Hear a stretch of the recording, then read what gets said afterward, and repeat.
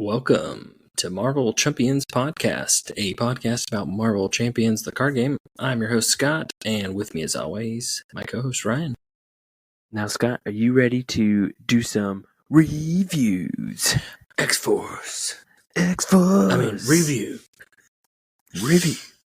Oh, Ryan. So we've had a chance to play some more Next Evolution heroes. And I think we're going to talk about one of those heroes tonight. All right. Drum roll. I think there's is a drum roll. Insert drum roll. Hold on, here we go. That was a very long drum roll. It's Cable. Cable.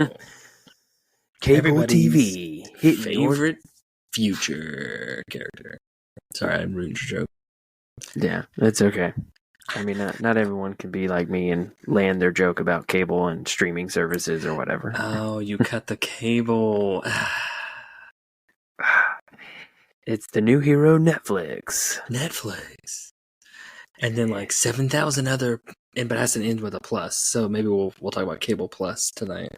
Oh, Cable Plus. There is one card that's awesome and the rest are junk, just like Netflix. One show that's worth it and the rest are junk. And it's gone. There you go. All right, so Cable. Let's do it. All right, Ryan. I'm going to let you kick us off a little bit because when we went through the first round, you played Cable, so you prepped for Cable, I think, a little more than I did.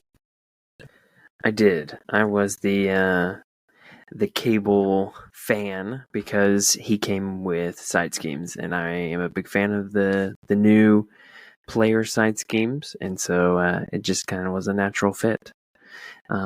Very interesting, though. I did not play Justice when we did the campaign. I did Leadership, what he came with, but no doubt he is very effective in Justice with those player side schemes. So what did Cable bring to the game? I know the obvious thing is the player side schemes, but what else do you think he brought to the game?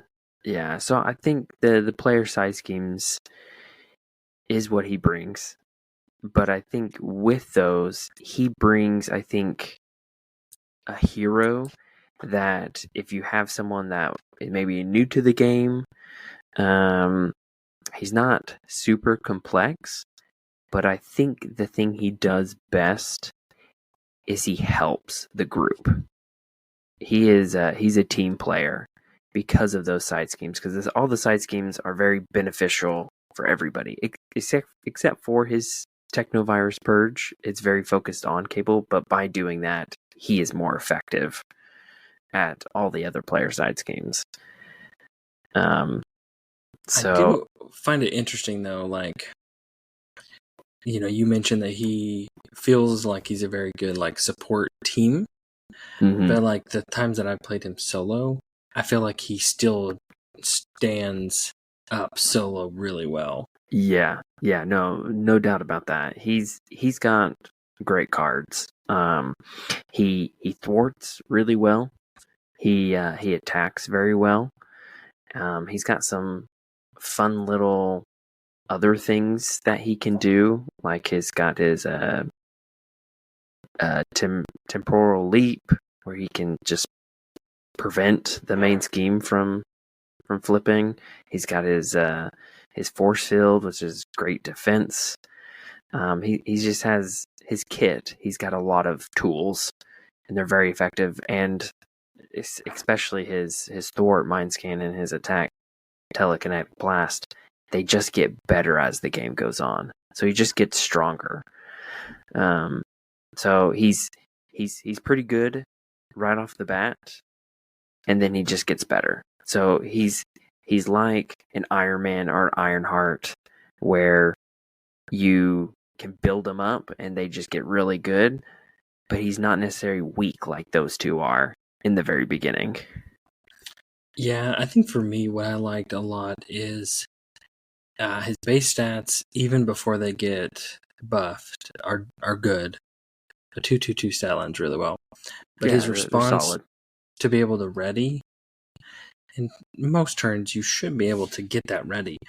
Yeah, it's just so nice. And like you said, it kind of feels like some of those characters that can ready and do something basic more than once in a turn.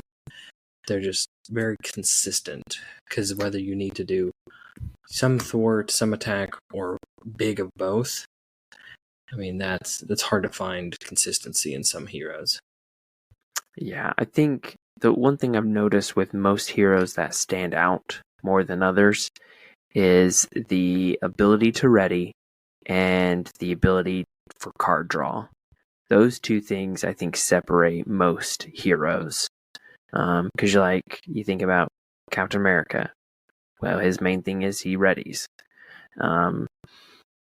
Doctor Strange doesn't he have the ability to draw cards with one of his invocation deck? He draws a bunch of cards, right? Yeah, and his cape allows him to ready. And his cape allows him to ready. And I guess technically energy generation, resource generation is another key. But most of the time, most heroes have some form of resource generation. And his is great too. He's got the Grey Malarkin, which it almost doesn't seem good, but it's very good.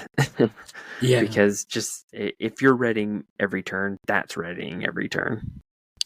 Yeah, I feel like it's one of those that you have to pay attention to. I felt like sometimes I would forget to ready it when I could. Yeah. He has a couple of those cards where you have to pay attention. For his upgrade, his thwart one, the I don't know how to say it. Ashkani Sun. Yep. Is that close enough? Ashkani. Yeah. When I first read this, for some reason I thought you had to discard it. So it was like one of those cheap upgrades that you get to use it, discard, and move on. But obviously it doesn't. It stays on there, and it's very powerful. But you have to make sure to spend that resource, and you have to defend against an enemy attack. So, but this was powerful. One that I felt like I struggled to do it because I just didn't defend very often with Cable. Yes. Unless I felt like I needed that additional thwart removal, which I never really felt that way, so I didn't really feel like I needed to do it. Yeah, and I think that's why it's part of the reason why it's a 1 cost is, number one, it does cost a resource to do it, but it's only in select situations, and I think it's designed to go along with that Grey Malarkin, so you can spin that, do that, and hopefully even generate a resource to ready Grey Malarkin, and you remove thwart. That's a pretty good combo. Yeah, the Grey Malarkin and his plasma rifle is kind of similar. It does a similar thing. You're kind of using it in turn with the Grey Malarkin to ready and use that, so you're not having to spend additional resources if at all possible. Yeah. I would say one card along with that I wasn't able to use every time, but it was very helpful, was Forced Amnesia. So that card is a psionic superpower.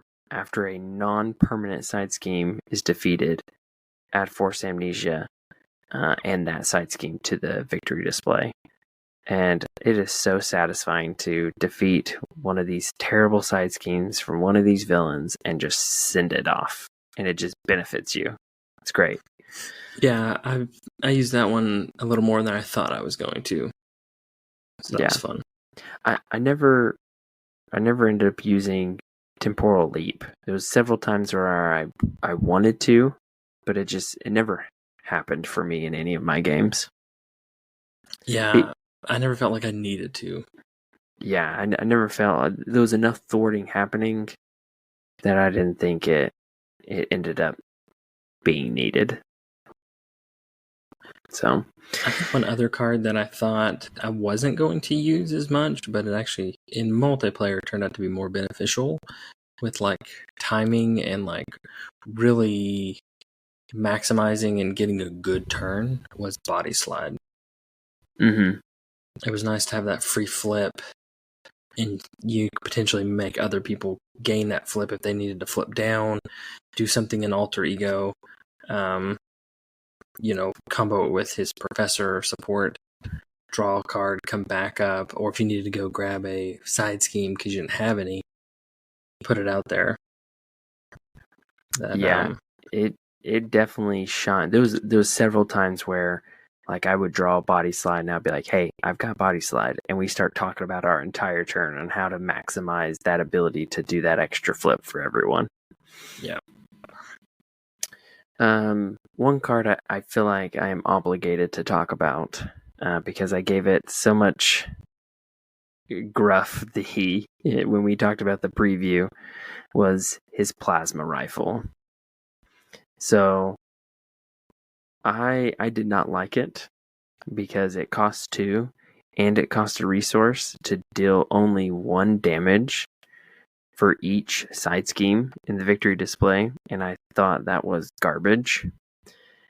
But because of player side schemes being able to, those 2 that we had, the aggression player side scheme where it allows you to put a weapon in after you defeat it, and also the basic one where you were able to put an upgrade in.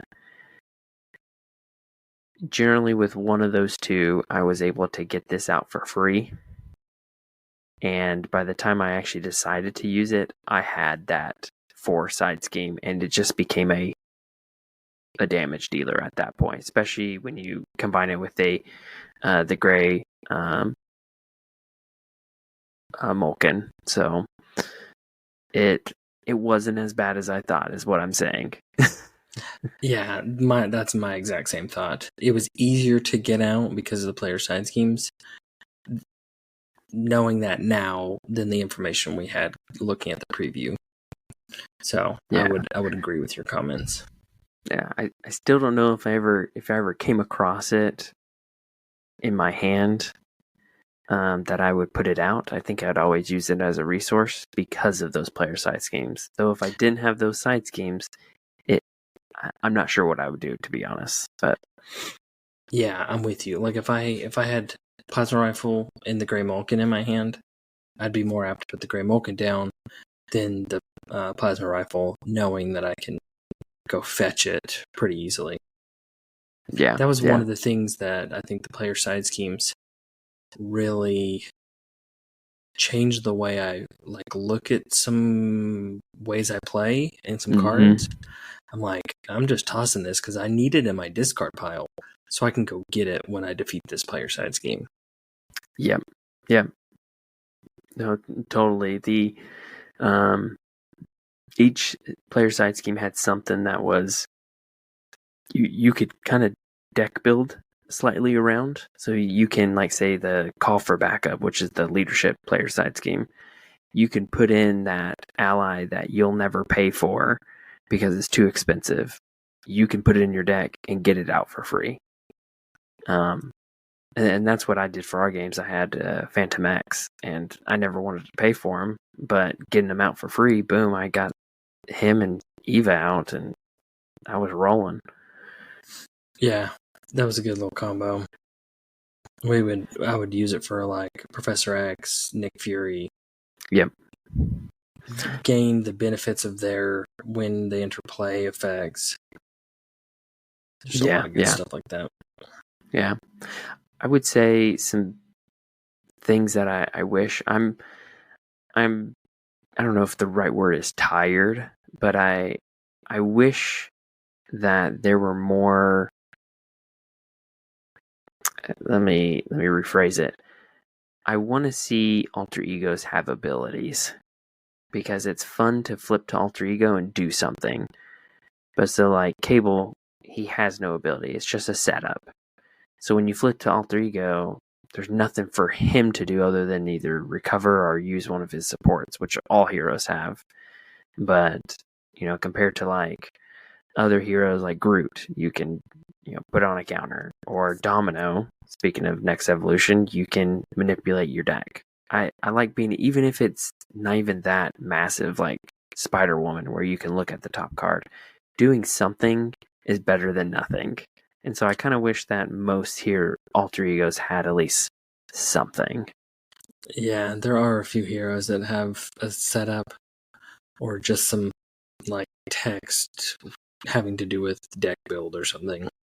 Yeah, but it's just a little boring, right? So I mean, for him, if it was like, look at the top 3 of your cards. If one's a player sides game, move it to the top. That'd be cool. Right, something simple like that. Doesn't have to be like game changing. Yeah, but it just allows you to do something. But other than that, I think as his kit itself, I think it's very solid. He's a solid hero, and I think has, especially with new cards coming out in this wave, he's gonna have a lot of potential to keep growing. And I think for me, the biggest thing is that I think players are gonna love his ability to support multiple players. It's all his player size skins are so great. Yeah, and the ability to kind of get rid of him and get benefits from them. Yeah, are big time. Yeah. So, if I had to rank him, what do you want to do our ranking? Best hero of all time, worst hero of all time? Well, it seems like the Marvel Champion community likes the like S through D score, I guess. All right. I'll let you go first, or do you want me to go first? S through D, I'm going to give him a 5. No, I'm just kidding. 7. If I had to give a letter to him, I would say he is probably knocking at the A range, maybe S for some people. I haven't played him true solo, so I don't know how he holds up there. I know you have, but he's definitely in that A range pretty solidly for right now. Yeah, that's where I was. I would say A. I don't know if I'm quite like A plus. It's right around there between A and A plus. Like A dash. Well, that's an A minus. A vertical dash. Vertical dash. It's almost A plus, but it's not a horizontal dash to make it an A minus. That's like in school, you're like that 0.2 away from that next letter grade or whatever. You're the it's like point like 4. It rounds down instead of rounding up to get that last little bit. Oh, yeah. Bless Cable's heart. Bless his heart. All right. Oh. Yeah, I think he's solid. A for sure. I think he'll get better through the cycle. He'll play a little different with the different player side schemes. Honorable mention. We haven't really talked about it, but he does gain the psionic trait after Technovirus Purge is cleared, and I think he really benefits from the power of the mind because a lot of his cards have psionic, and you don't have to have the psionic trait to play that, which is a benefit too. And then because he has so many psionic cards, the Scimitar was nice to be able to just do some extra damage. I think some of those are some auto includes in pretty much any cabled deck if I was building a deck. No, it was the Scimitar is really good. The 2 basic side schemes that have come out, I think, are auto includes because they're focused on support and upgrades, and those are, you can really benefit from those. It simply jumpstarts your engine that you're making for your hero. Yeah, and he's definitely an engine guy. Whether they're in the victory display or clearing them, they're kind of a vital piece to his whole mechanic. Yeah, I definitely think that one thing that that you and me both discovered is deck building is hard for him because you want to include those player side schemes. It takes up a lot of deck space, and so it's really hard to get that 40 if that's what you're going for. because it was so hard to be able to. You really have to streamline his deck. So you pretty much like stole my question. I was about to ask you how you balanced in your putting face in so many player side scheme versus the amount of space you have in your deck. Because stereotypically, you've got 15 player cards, you've got 25 other cards to play with, right? Yeah, give or take. Some aspect, some basic resource, but you pretty much already answered it. So I agree. Well, you prioritize the player side scheme because it plays into his whole mechanic. So you prioritize those, and then you just know that your big events and things are your player cards, and you gotta rely on those. Yeah. I think he is one of the heroes that it's okay to go above 40. So if you're listening to this and you're a player that can only do 40, it's okay for Cable because you're losing these cards, the player side schemes. So if you have 43, it doesn't take very long for you to be at 40. And the other nice thing to think about is the player side schemes are leaving play, and he has so many supports and upgrades that you're thinning your deck hypothetically, twice as fast as most other players. Or other characters, rather. I mean, and that's his whole thing. If you have a couple cards that can thwart whatever aspect you're in, that's good enough.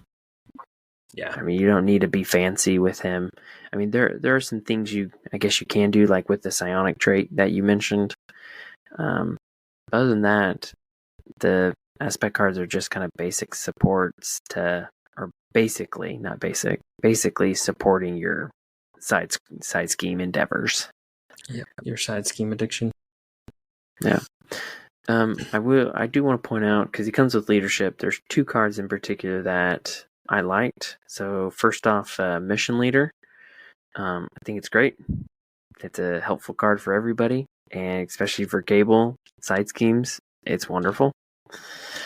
Yeah, that was nice in some of our games where we would have skilled investigators and we would get a double card draw from Mission Leader. Oh man, we were drawing like crazy. Yeah, that was fun.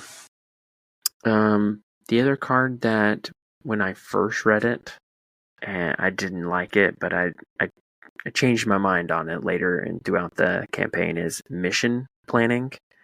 It's a 2-cost leadership event, and it says play only if there is a side scheme in the victory display, which for Cable is up basically all the time.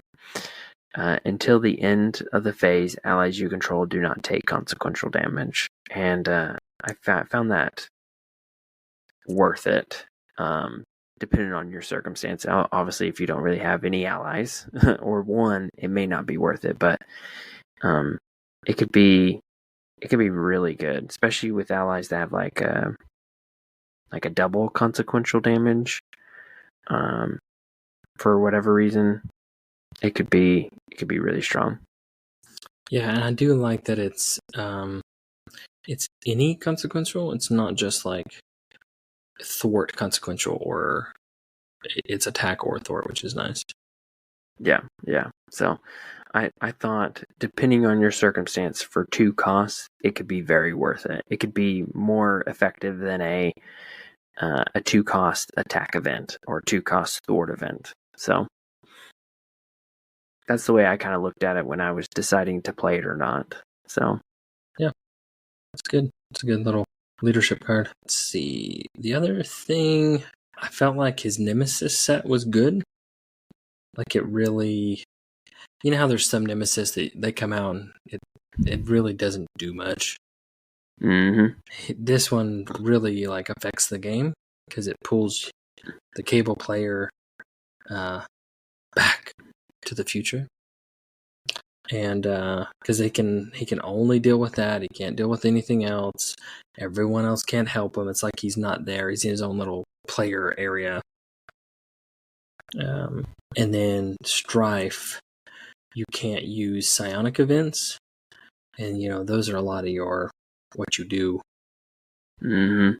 So it makes you really try and just brute force him with hopefully you've got Technovirus Purge already gone, and you're a 3 attack and can attack him twice.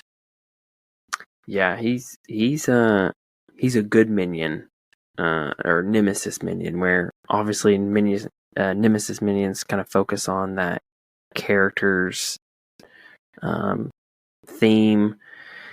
It works with him. He's not too strong, but he's not too weak, and it's a fun dynamic shift in a game when you see that Shadows of the Past. Yeah, it was good. It was nosh. Yeah, this is a Nemesis set that I would say make sure you're very careful on how you read that Back to the Future side scheme, because it can feel confusing. So, but yeah, I think that was a good addition, a good minion set that if it wasn't so tied to Cable, it'd be fun to play with other characters as like an encounter set if you want to break the game. Yeah. But you're not allowed to, right? Oh no, the FFG police will spot your house. That's right. They'll get you, people. They're always watching. They're always watching. That's basically it. I will say, just for one quick second, player side schemes, because that's all I talk about. The one that I least liked was the protection establish perimeter. It's cheap. It's not hard to get and get rid of, but each player getting a tough status card. It's nice, but it just seemed like all the other ones were more beneficial, at least in our games. So yeah, even the Justice one, like that you get rid of like a non-elite minion. I feel like that one's at face value kind of weak and very situational, but oddly enough, it came up in the exact moments and situations that we needed it, like the few times we played it. yeah, it definitely is. It's more situational for the Justice side scheme, so it probably is the, if you want to call it the worst one, it probably is. But I found that at least in the deck that I had, because you had the Justice one, that it established the perimeter. The protection one just didn't seem to land as strong as I wish it would. I think it's because its only identities get tough and not like allies or there's no like give 2 status cards to 2 characters kind of thing. Yeah.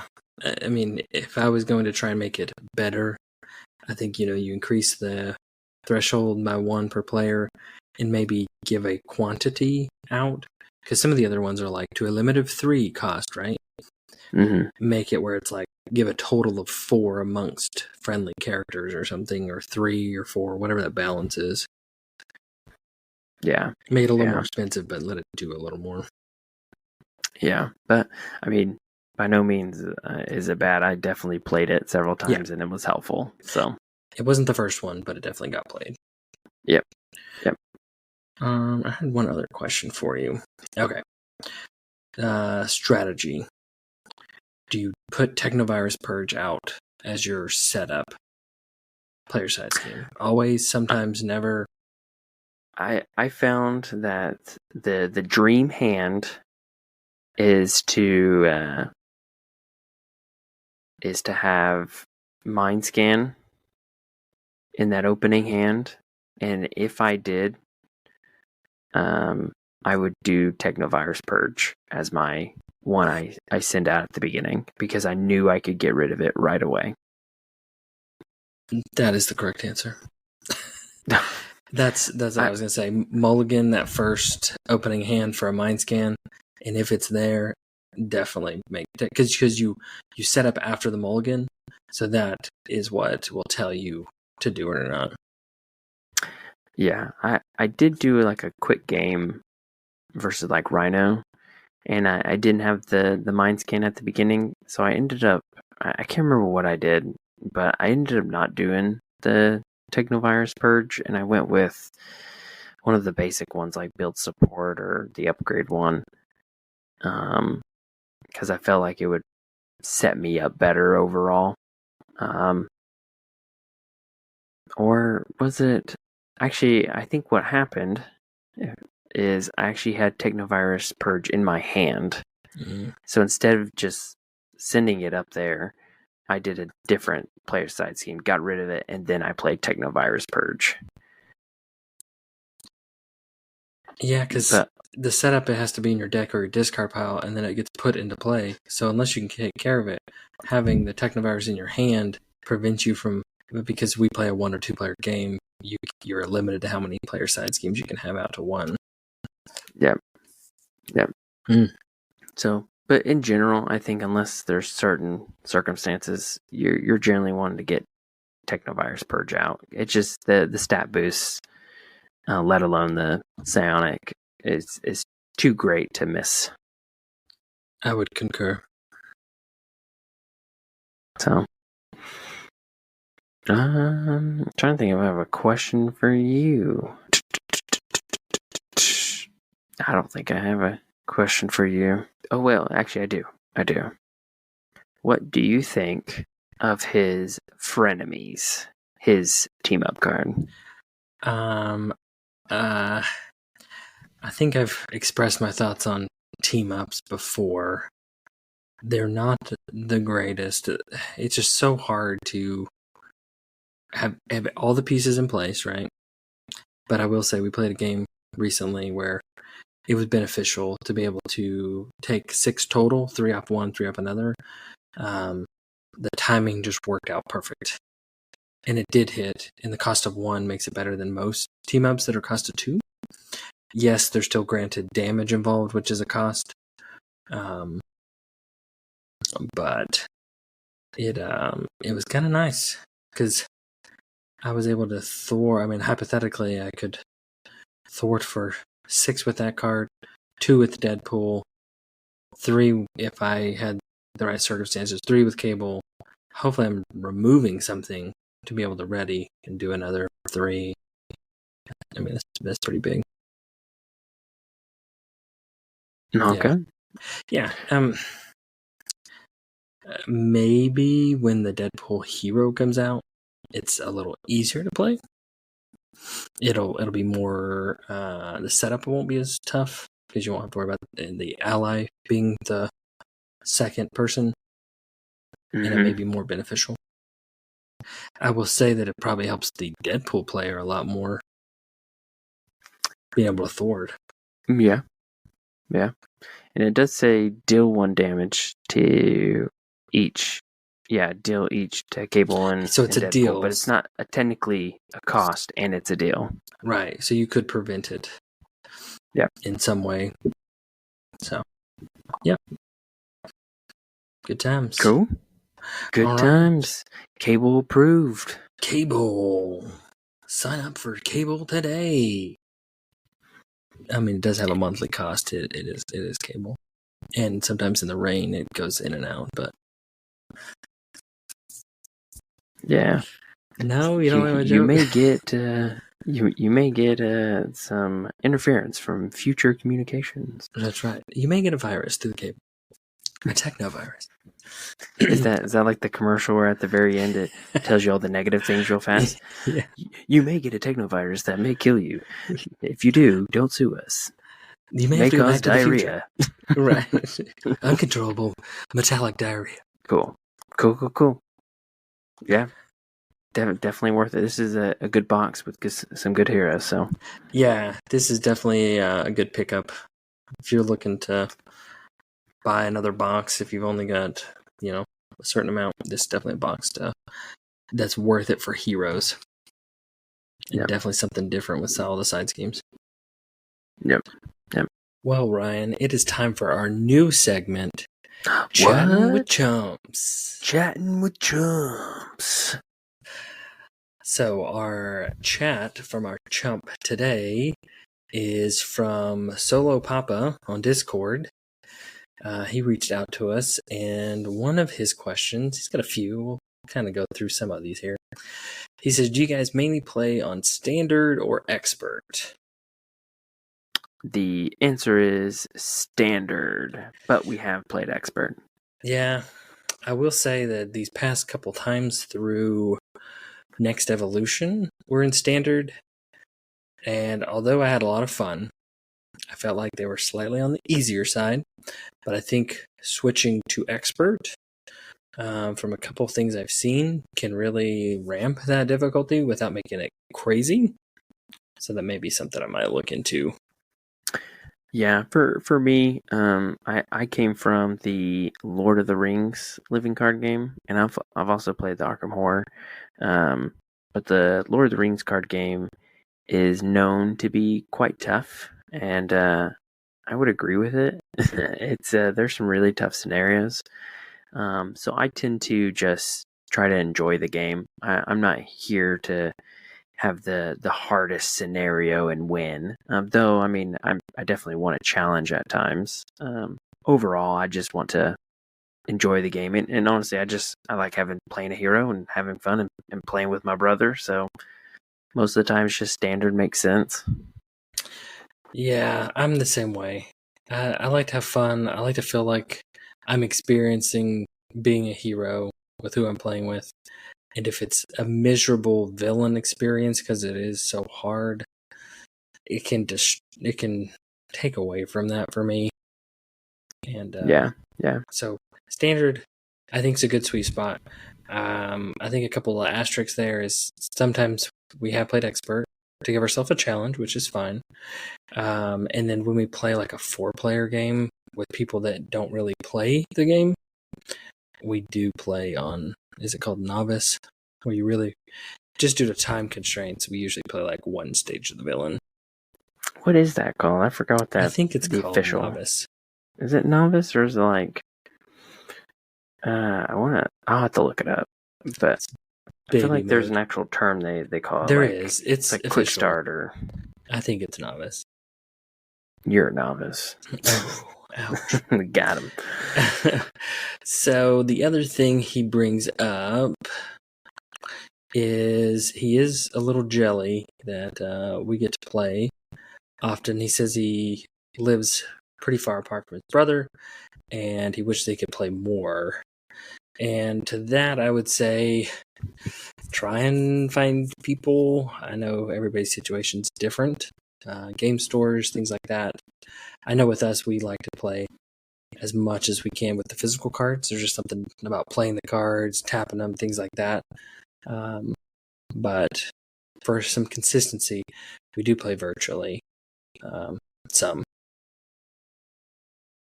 Yeah. Maybe something to look into. I know there's always groups, communities. You can reach out on like Facebook and stuff. I know there's like GroupMe's and there's a Facebook group where meetups. they do like a playtime, like the Marvel Champions playtime or something, where you play over webcam.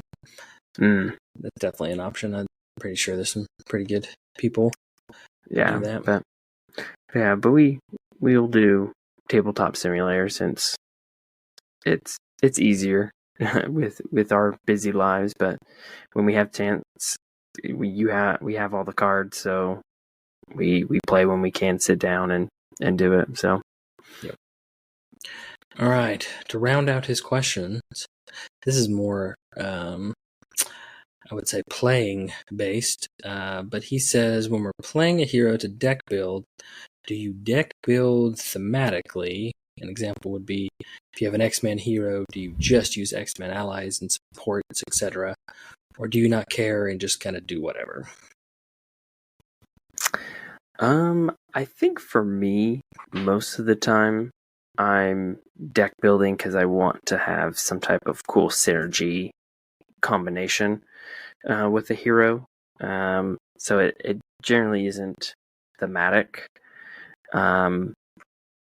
So I generally try to get that efficiency, fun play before the all X-Men or all Avengers or whatever. Though I have seen some like efficient deck builds that become thematic. Like you've got your shield archetype.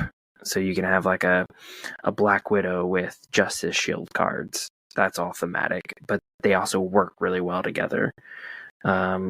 Or you can have aerial cards for a character, so they're very aerial based. But overall, I don't. But I think I should at least try to make more thematic. What I need to do is do a champions deck build. Is it champions? Is that what I'm thinking? Right? No. What's Miss Marvel? She's a champion. Okay, it is champion. Hey, I was right. Not an epic fail. Epic what is it? Recovery. Thank you. For me, I think it just depends on what I'm doing for that game. I will definitely think there's sometimes we go very thematic with villain and hero deck build, and then there's sometimes where, like if we're doing a campaign, we're really going for efficiency and consistency. And I could care less on, unless I'm limited with some type of trait lock or something. That is something that I'll definitely factor in. But to me, I like to go for consistency and efficiency, or if I'm focusing in on a trait to make a character like really good. Let's see, Ryan, anything else from the questions that you wanted to review? I think he had another question, which was, do you have a favorite hero? And eventually we're gonna have to tell everyone, but I think for me, the hero that I gravitate towards most, though I haven't played them in a while, it's probably Miss Marvel. Miss Marvel, basically because I do enjoy deck building around her, and I love her timing and how she plays, and she feels so weak because you look at those basic stats, but she's so strong and so fun to play with, and she can have some of the biggest turns and just combos, and I really enjoy playing her. Now his question does say heroes, so I'm gonna cheat a little here. I like timey, complexy kind of characters. Like I like to be like, hey, watch this. So I gravitate towards I like Black Widow. I like Shadowcat. I like Domino from the new box.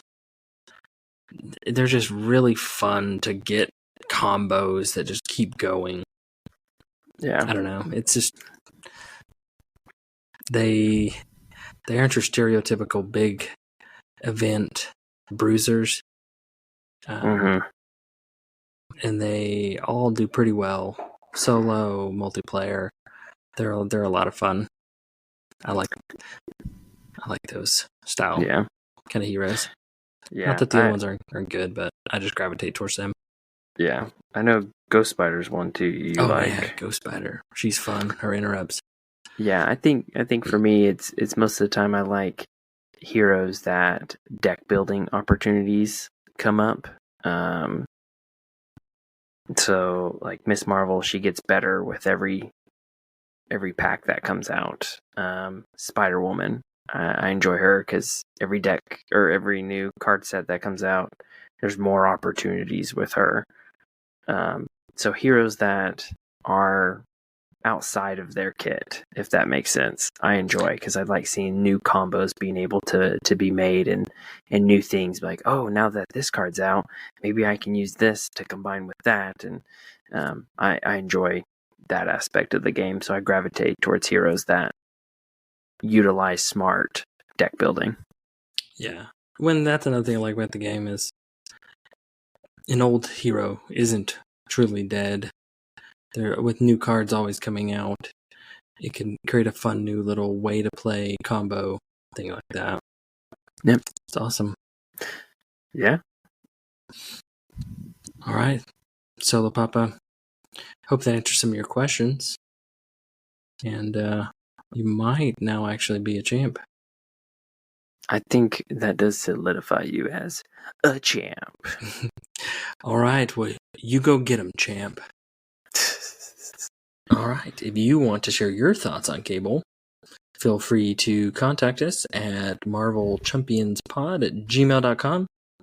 We'd like to hear your thoughts and see what everybody else feels with Cable, if he holds up to that A vertical slash value or ranking or not. And we would, again, grateful everybody's listening. It's great to see everybody enjoying the content, some interaction. It's been nice to see. Thank you, everybody. Thank you. And as always, if you want to go from a chump to a champ, listen to the Marvel Champions podcast. See you. Take care.